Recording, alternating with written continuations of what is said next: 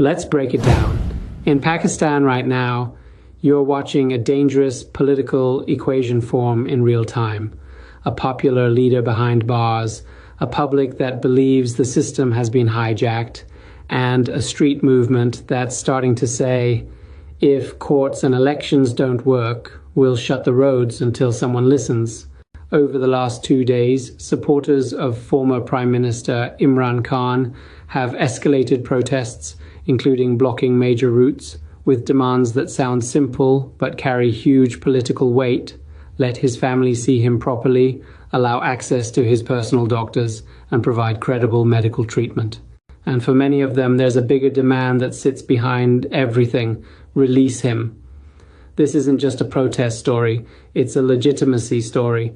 Because when people start believing power is enforced through fear instead of consent, the country doesn't just get polarized, it becomes unpredictable. I'm Imran, a Middle East-based analyst. And today we're going to unpack what's happening, why it's escalating right now, how the military brutality argument fits into the wider picture, and what this could mean for Pakistan, for the Muslim world, and for the region. First, the setup. Imran Khan has been jailed since August 2023, serving a corruption-related sentence and facing multiple other cases. His party, PTI, and his supporters insist the cases are politically engineered, designed to keep him out of politics and enforced through a wider crackdown on the party. Pakistan's government says the cases are legal process, and the military has repeatedly rejected claims that it is running politics. That clash, rule of law versus managed politics, is the background tension under everything you're seeing today. Now, what happened this week? The immediate trigger is health. His lawyer told Pakistan's Supreme Court that Khan has lost around 85% of the vision in his right eye, saying he had complained of blurred and hazy vision for months and that medical attention was delayed. The Supreme Court ordered a medical review, and the government said he would receive specialist eye treatment, while his family complained they weren't properly consulted and demanded that family members and his personal doctor be involved. And almost immediately, PTI supporters mobilized. Protests spread in multiple places. Activists blocked traffic on major routes, including reported blockages near the Peshawar-Islamabad motorway, and opposition figures announced sit-ins demanding his transfer for treatment with doctors of his choice and proper family access. So, yes, people are now willing to disrupt daily life to force a response. Now, here's the key. The argument many supporters are making is not only treat him properly, this is political punishment.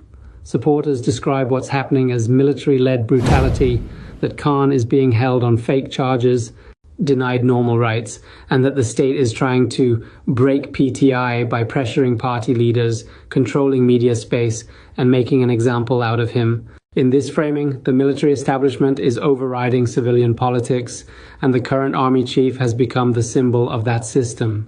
That narrative is powerful, and millions of people inside Pakistan and across the diaspora clearly respond to it. But the analytical point is this: Pakistan's stability now depends on whether the system can convince enough citizens that it is not acting out of revenge. Because in contested legitimacy environments, perception becomes reality. If citizens believe a leader is being mistreated, every delay becomes proof, and every procedural step becomes cover. And once that belief spreads, protests don't need central leadership. They self-organize. Now zoom out. Why is this escalating now after more than 2 years of tension? Because the health story compresses time. A political case can drag on indefinitely.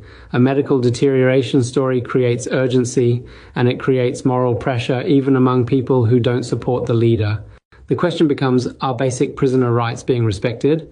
Is the medical process transparent? Is there credible oversight?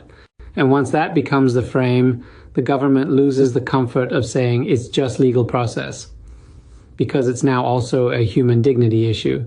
Now let's talk incentives, because this explains why both sides behave the way they do. For the government, the incentive is to avoid two nightmares at once. One, a perception that a high-profile prisoner is being mistreated. Two, a precedent that street pressure forces concessions. If it gives in too obviously, it looks weak. If it refuses or delays, it looks cruel. That's the trap.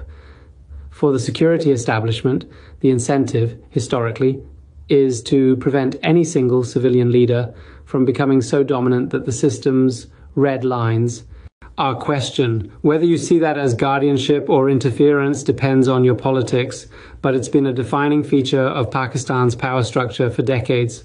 For PTI and Khan supporters, the incentive is to convert public anger into leverage. Road blockades are not random. They raise the administrative cost of ignoring the demand.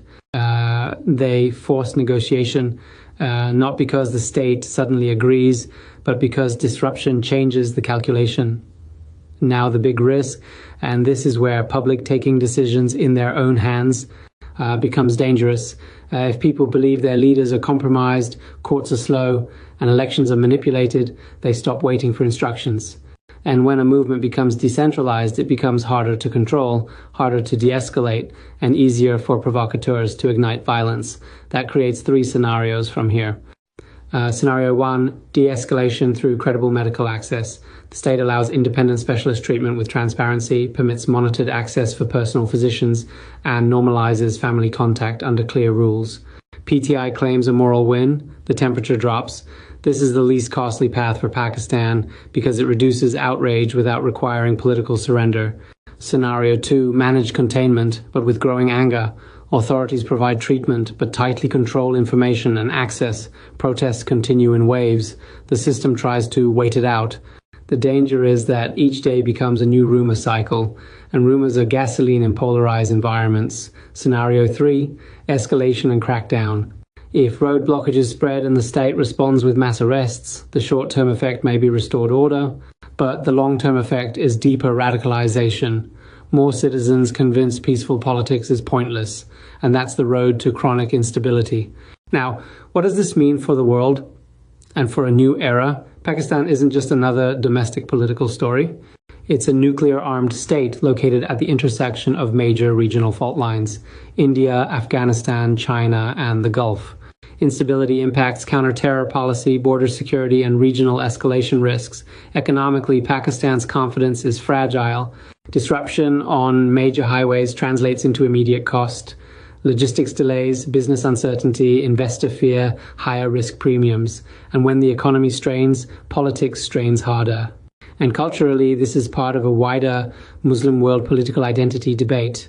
Khan has become more than a Pakistani politician for many supporters. He represents defiance, dignity, and a rejection of elite capture.